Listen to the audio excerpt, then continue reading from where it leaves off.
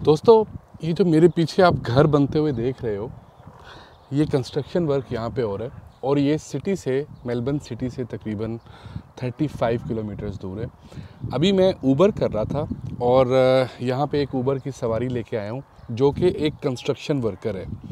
और अक्सर हम लोग पाकिस्तान में ये बात करते हैं ना कि यार जो मज़दूर होता है उसको जो उसकी मज़दूरी होती है, जो उसकी दिहाड़ी होती है, वो एटलीस्ट इतनी मिलनी चाहिए कि वो अपने घर का ख़र्च अच्छे तरीके से चला सके।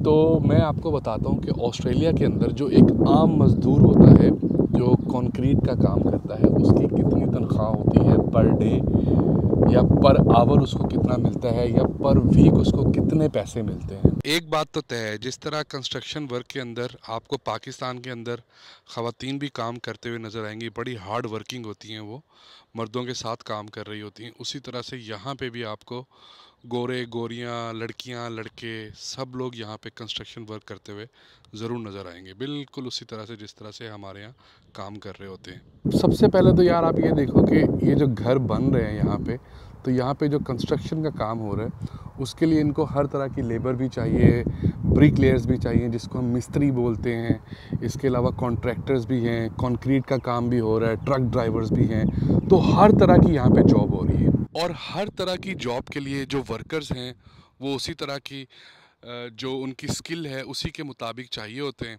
और उनकी फिर जो सैलरी होती है ना, वो भी उसी के अकॉर्डिंगली होती है। जिसको जितना ज़्यादा काम आता है, जितनी ज़्यादा उसकी अच्छी स्किल होती है, उसको उतने ही ज़्यादा पैसे मिलते हैं। तो भाई ये जो ट्रक ड्राइवर्स हैं ना, ये वाले जो यहाँ पे इस तरह के ट्रक चलाते हैं मिसाल के तौर पे, इनकी जो सैलरी होती है ना, या इनकी जो पर आवर रेट होता है वो डिफरेंट होता है एक दूसरे नॉर्मल ट्रक ड्राइवर से। और मोस्टली जो कंस्ट्रक्शन के ऊपर ट्रक्स होते हैं ना, उनको ज़्यादा पैसे मिलते हैं जहाँ तक मैंने देखा है, क्योंकि उनका काम थोड़ा सा मुश्किल होता है। अक्सर आपने वो सीमेंट वाले भी ट्रक्स देखे होंगे जिसके अंदर वो सीमेंट बन रहा होता है, गोल गोल घूम रहा होता है, वो वाले ट्रक्स भी होते हैं। मुझे उसका नाम भूल गया, पता नहीं क्या बोलते हैं उन ट्रक्स को।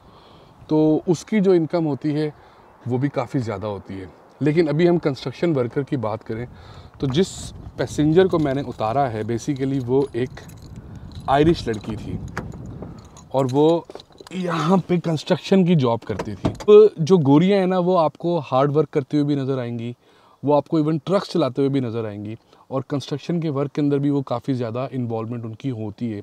इसकी वजह ये भी होती है कि वो थोड़ी स्ट्रॉन्ग भी होती है, उनकी बिल्ड भी थोड़ी सी स्ट्रॉन्ग होती है। अब सबसे पहले तो आप ये देखो कि यहाँ पे कंस्ट्रक्शन वर्कर बनने के लिए भी ना आपको एक वाइट कार्ड चाहिए होता है। वो $50-60 का होता है, और अगर वो आप बनवा लो तो उसके बाद आप यहाँ पे मतलब कंस्ट्रक्शन की साइट्स पे काम कर सकते हो, और वो ज़रूरी होते हैं। वो बेसिकली जो गवर्नमेंट की फ़ीस होती है वो सब कुछ उसके अंदर शामिल होता है। इसके अलावा कुछ भी नहीं होता, किसी किस्म की कोई ट्रेनिंग नहीं होती। और मैं ये अक्सर कहता हूँ कि जितने भी कार्ड्स हैं, जितने भी परमिट्स हैं, जब भी आप किसी दूसरे कंट्री के अंदर जाते हो, अगर आप बना सकते हो तो आप ज़रूर बना के अपने साथ कैरी करो। वो लाइसेंसेस कहीं ना कहीं ज़िंदगी में आपको कभी ना कभी उनका फ़ायदा ज़रूर होता है। अब चाहे आप स्टूडेंट आ रहे हो और अगर आप कंस्ट्रक्शन का काम करना चाहते हो, या टीआर पे टेम्प्रेरी रेजिडेंट हो, या इवन परमानेंट रेजिडेंट हो, और आपके पास कोई ख़ास स्किल नहीं और आप इसके साथ ये वाली जॉब करना चाहते हो, तो आप ये जॉब ज़रूर कर सकते हो। क्योंकि जिस लड़की को मैंने उतारा है उसके पास कोई स्किल नहीं है, और वो $35 पर आवर वो ले रही है, पर आवर। डेली तकरीबन 10 से 12 घंटे की शिफ्ट है। हफ्ते में 5 दिन जो काम है वो इसी तरह से है, तकरीबन 50-55 आवर्स उनके बनते हैं। और सैटरडे वाले दिन वो सुबह 6 बजे स्टार्ट करके दोपहर को 12-1 बजे कहती है मैं ख़त्म करती हूँ। और ओवरऑल जो पर वीक वो अर्न कर रही थी वो $1800 अर्न कर रही थी। काम उसका हार्ड है, क्योंकि यहाँ पे जो भी कंस्ट्रक्शन वर्क अभी हो रहा है उसके अंदर ईंटें भी उठानी है, उसके बाद उसने जो भी कबाड़ है उसको भी साफ़ करना है, सफाई भी करनी है, पत्थर भी साफ़ करना है।